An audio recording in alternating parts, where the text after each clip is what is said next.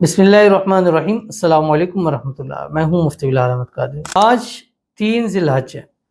औलाद की बंदिश दूर होगी, बांझपन का कामयाब इलाज होगा, ज़िंदगी व नसीबों वाले वारिस अल्लाह आपको नसीब कर देगा। हमने शुरू में बतलाया था, पोस्टें भी लगाई थी कि ज़िलहज के 10 से 13 दिनों के ख़ास अमल आपके सामने शेयर किए जाएंगे, क्योंकि 10 रातें 10 दिन बहुत अहमियत वाली हैं। अहमियत क्यों ना हो, जब हदीस में कुरान में दोनों में उनकी फजीलतें आएँ तो वो चीज़ बहुत ज़्यादा बढ़ जाती है।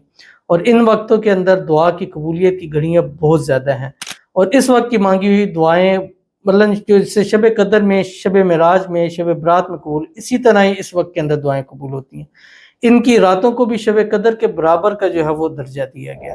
तो इसलिए इन खासकर इन दिनों में, इन रातों में औलाद के हवाले से दुआएं ज़रूर करें।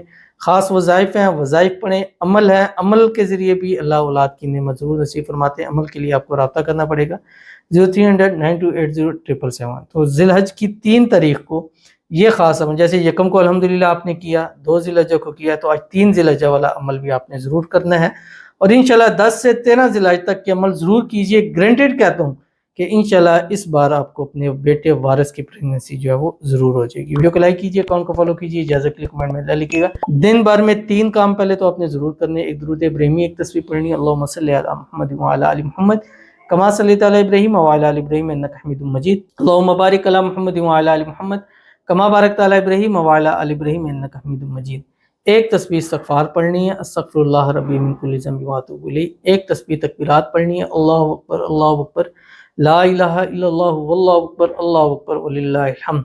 और उसके बाद आपने क्या करना है, ज़ोहर से असर या असर से मगरिब, ठीक है, या ज़ोहर, असर और मगरिब के दरमियान, ज़ोहर, असर और मगरिब के बाद आपने सूरत यूसुफ पढ़नी है। अच्छा, ज़ोहर के बाद से असर के टाइम 3 मरतबा एक नशीद में पढ़ सकते हैं, असर के बाद पढ़ सकते हैं, मगरिब के बाद पढ़ सकते हैं।